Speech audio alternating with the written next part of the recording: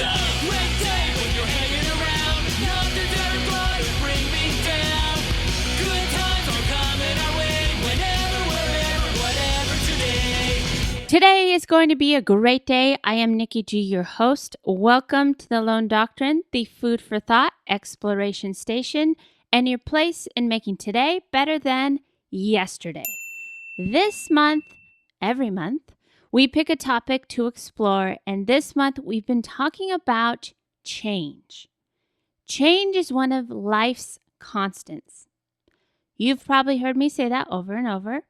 Constantly, pun intended. Changes, variables can vary. That sounds confusing. I believe I drank too much matchas before this podcast. So let me try and go back. We've been exploring what change is, why we're sometimes afraid of change, and embracing change. So what else comes with change? One variable that can really affect us and even cloud or fog our way is anxiety. Anxiety can creep its way into many facets of our lives. I'd like to share with you some food for thought. How to Stay Balanced During Major Life Changes by Renee Fabian. If there's one thing that's inevitable in life, it's change.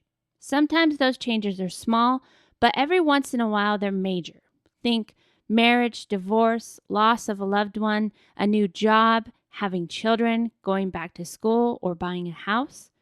These transitions often uproot our world. Pandemic.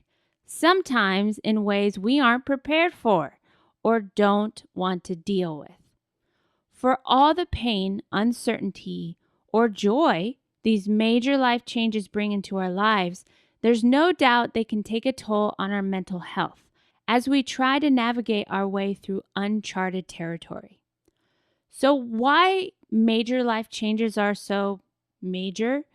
There's a reason major life shifts can impact our mental health, and it comes down to how the brain functions. When you change, it actually activates the conflict sensors in the brain, and this causes brain chaos that we call cognitive dissonance. This activation of the conflict sensor becomes stressful to people. And not everyone is affected equally. Studies suggest that personality determines how change impacts our mental health. For those who seek novelty, change is usually easier to swallow, while those who feel most comfortable with status quo will find the life transitions more challenging.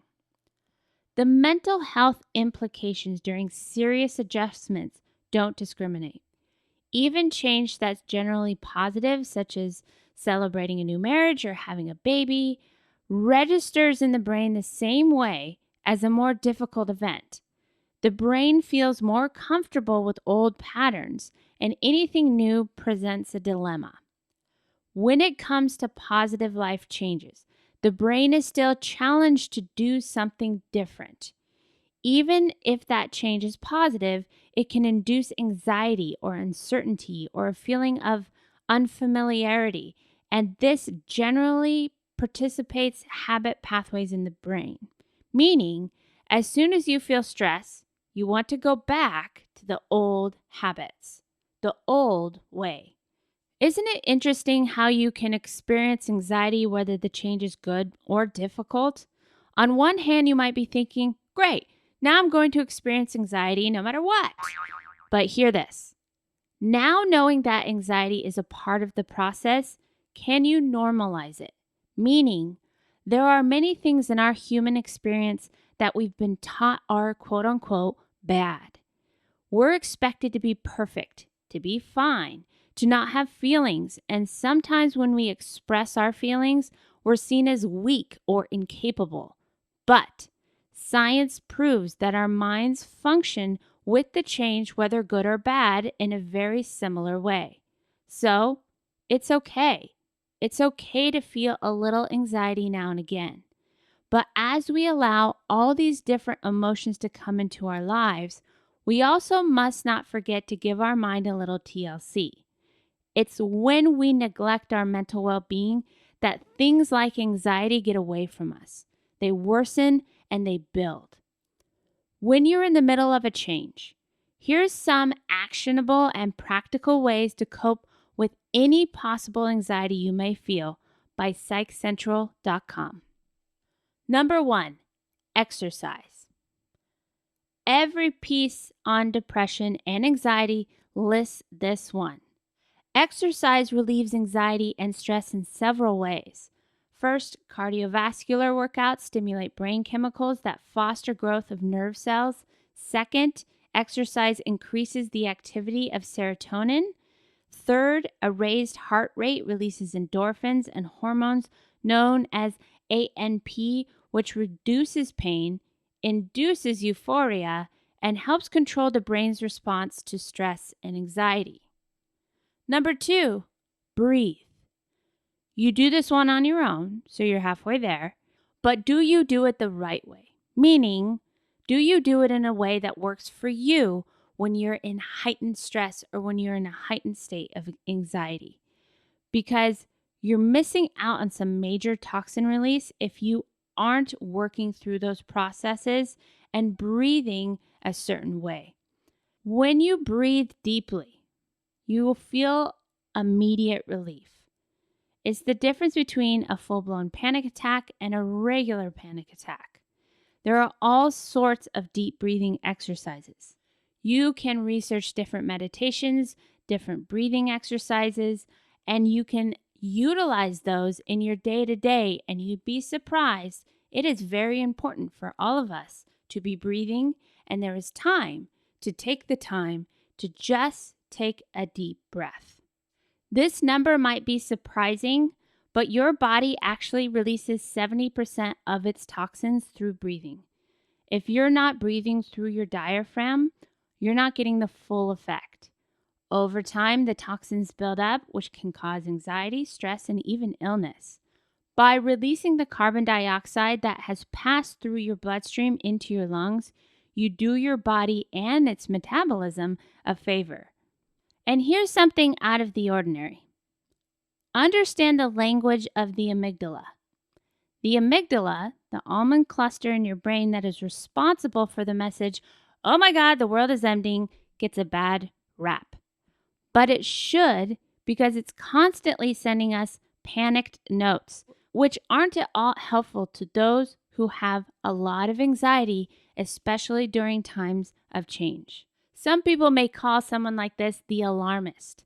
The amygdala pairs with a trigger that is a negative event. So let's say a car accident involves someone honking a horn prior to the person getting hit. The horn becomes the trigger. Before the negative event, a horn was a horn. Now it evokes fear and panic. Fear learning can occur to a variety of objects, sounds, or situations.